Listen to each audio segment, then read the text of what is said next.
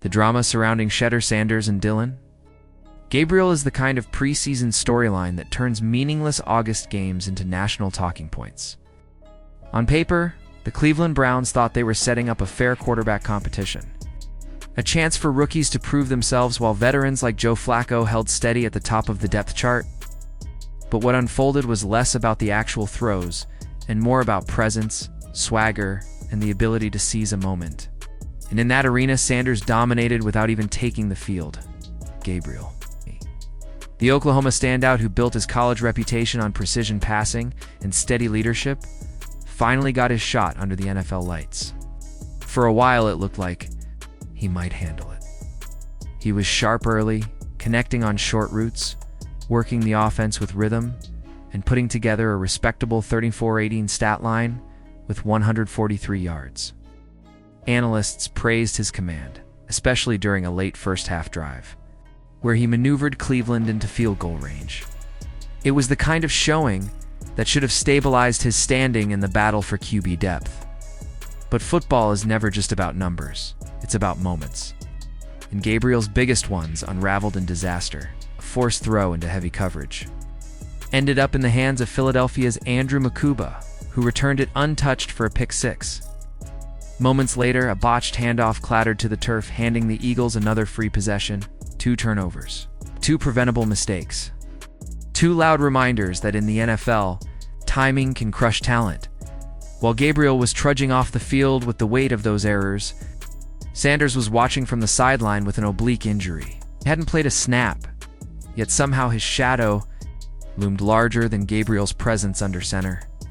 The contrast was glaring because Sanders had already set the bar high. His debut against Carolina wasn't just good, it was electric. He went 14 of 23 for 138 yards and 2 touchdowns. Moving with confidence, timing, and a poise that reminded veterans of Tom Brady's early days.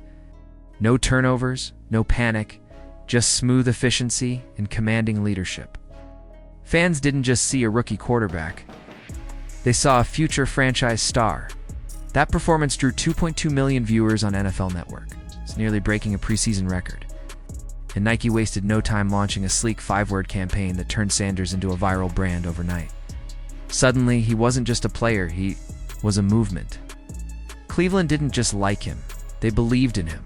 So when Gabriel finally took his turn, the stakes were already stacked.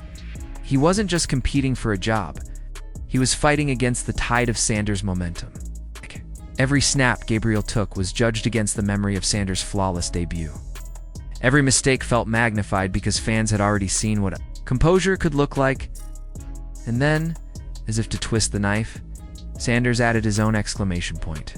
After Gabriel's 2 turnover night, Sanders dropped a 5-word message on social media. Don't lose that energy. It was sharp, cutting, and devastating in its timing. Instantly, the debate in Cleveland shifted. Gabriel's night, which could have been framed as solid but flawed, was instead remembered as shaky, forgettable, and overshadowed. Sanders had managed to own the narrative with a single line, while Gabriel had spent 60 minutes trying to prove himself. This is the cruel theater of the NFL. Perception is as powerful as performance, sometimes even more so. Side by side, their stat lines don't look that different. Both completed passes, moved the ball, and showed flashes of rhythm. But Sanders' debut was clean, inspiring, and viral. Gabriel's was marred by the kind of mistakes that shift momentum in an instant. That's why fans left talking about Sanders, even though he didn't play.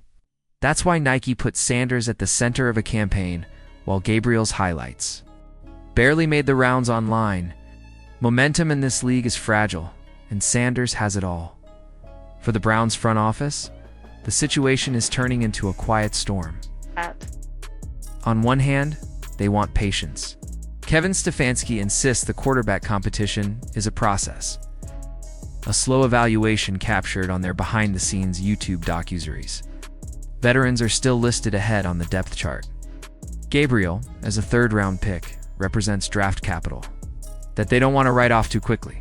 But patience feels like stubbornness when fans are already chanting for Sanders. Flacco is steady, but uninspiring. Pickett is barely part of the conversation. Gabriel has potential, but keeps stumbling. when the spotlight burns brightest. Sanders, meanwhile, feels like inevitability. He's not just bringing in viewers, he's drawing national comparisons, selling jerseys, making Cleveland football exciting in a way it hasn't been in years. That kind of energy is hard to bench, no matter what the depth chart says. The truth is, Gabriel's chance to close the gap may already have slipped away. The turnovers were more than rookie mistakes. They were momentum killers that confirmed the doubts lingering in the background. Sanders didn't just clown him with a sideline jab, he exposed the gap between being on the field and owning the moment. Gabriel is still fighting uphill, battling expectations and the pressure of development. Sanders is already walking downhill, carried by momentum, marketing, and a city that sees him as the future. The Browns can preach patience, but the fans and media are running out of it. Because in Cleveland right now, one quarterback feels like a question mark, the other feels like the answer. And the longer the Browns wait to acknowledge it, the louder the noise will get. So the question is simple, but the decision is not. Do the Browns stick with the safe, deliberate path veterans and development plans, or do they lean into the rookie who has already stolen the spotlight? One choice buys them time, the other could redefine their franchise. Time is fickle. In the NFL, and as Sanders keeps stacking moments, Cleveland might not have the luxury to wait. Because Gabriel may have played, but Sanders owned the night. And in the end, it's what everyone remembers. Now let me know, do you think the Browns should hand the keys to Shedeur Sanders now? Or should Gabriel and the veterans still get more time to prove themselves? Drop your thoughts in the comments. Don't forget to hit that like button and subscribe for more dramatic NFL updates.